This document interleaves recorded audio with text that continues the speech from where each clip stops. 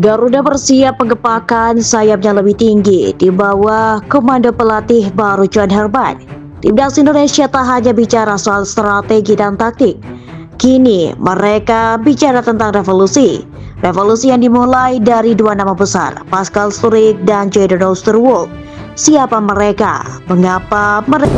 I think that's the most important thing in a culture, is to accept that our diversity will be our biggest strength. And if we choose it to be a weakness, it will be a weakness. But that won't be the choice this group of men will make during this journey. Kita sampaikan secara umum ke teman-teman Exco, dan setelah itu baru kita menentukan sikap. Oke, kita akan tentukan ini dan kita akan melakukan interview. Ya. Cuma ketika saya bicara gambaran sepak bola yang lebih besar tentang membangun sepak bola, saya punya keberpihakan kepada pemain-pemain Indonesia, karena saya ingin tim nasional kita disuplai, kontribusi oleh produk sepak bola kita. Kalau ini terjadi, maka sepak bola kita terlihat ada dinamika progresif. Paham nggak maksud saya? Naturalisasi memang diizinkan, saya juga tahu regulasi itu. Dan enggak, maka saya bilang itu akselerasi, apalagi ngejar mimpi. The most important thing was the clarity of our vision, and the clarity of the vision never faltered.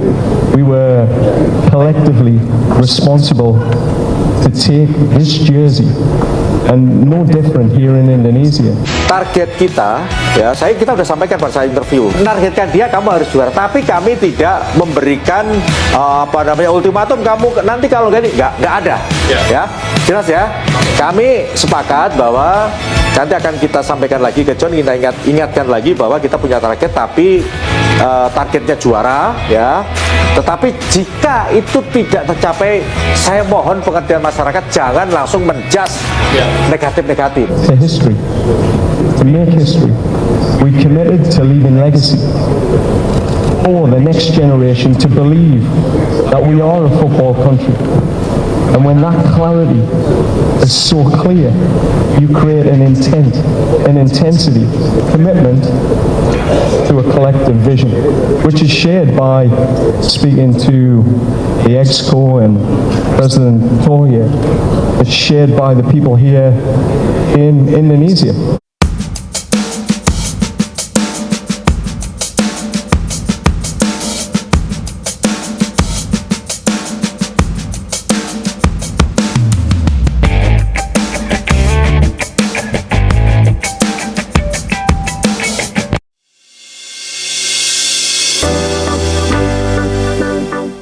Selamat datang di channel Portal Dunia, tempatnya berita sepak bola paling update dan terpercaya.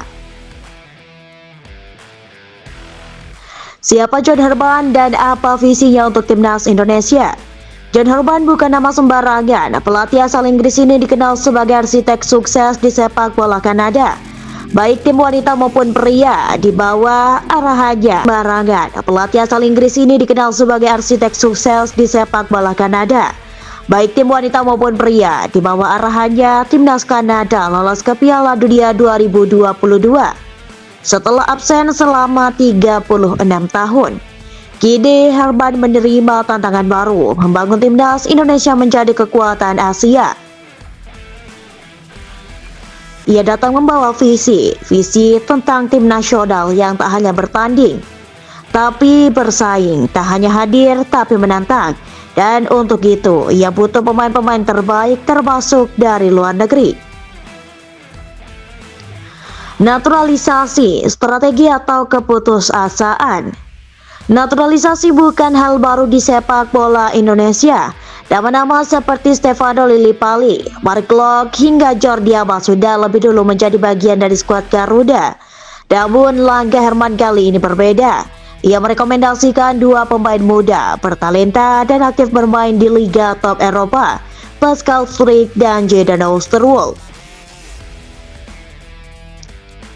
Ini bukan naturalisasi biasa, ini bukan pemain yang sudah lewat masa emasnya. Ini adalah investasi jangka panjang. Dua pemain yang bisa menjadi profil Pascal Struijk, tembok dari Leeds. Pascal Struijk adalah bek tengah berusia 25 tahun yang bermain untuk Leeds United di Championship Inggris. Lahir di Belgia, besar di Belanda, dan memiliki darah Indonesia dari kakek neneknya. Tinggi 190 cm, posisi bek tengah bisa juga sebagai gelandang bertahan. Kelebihan duel udara, positioning, distribusi bola. Statistik musim 2023-2024. 35 penampilan, 3 gol, 85% akurasi umpan, 70% duel sukses. Struijk bukan hanya kuat secara fisik, ia juga cerdas membaca permainan. Di Leeds, ia menjadi andalan sejak usia muda. Kini ia berpeluang menjadi pilar utama pertahanan Garuda. Profil Jadon Oosterwolde, bek kiri modern dari Fenerbahce, 1,8 intercept per laga. Jadon adalah tipe pemain yang dibutuhkan sepak bola modern. Ia bisa menyerang dan bertahan sama baiknya.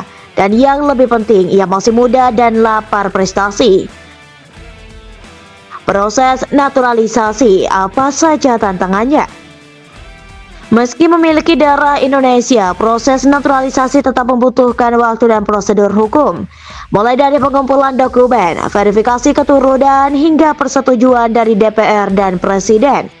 Namun dengan dukungan PSSI dan pemerintah, serta komitmen pribadi dari kedua pemain, proses ini diyakini bisa berjalan lancar. Herman sendiri dikabarkan aktif berkomunikasi dengan mereka dan mempresentasikan proyek jangka panjang timnas Indonesia. Mengapa mereka disebut Grade A? Istilah Grade A bukan sekadar label, ini merujuk pada kualitas pemain yang bisa langsung masuk starting 11 dan mengangkat level permainan tim.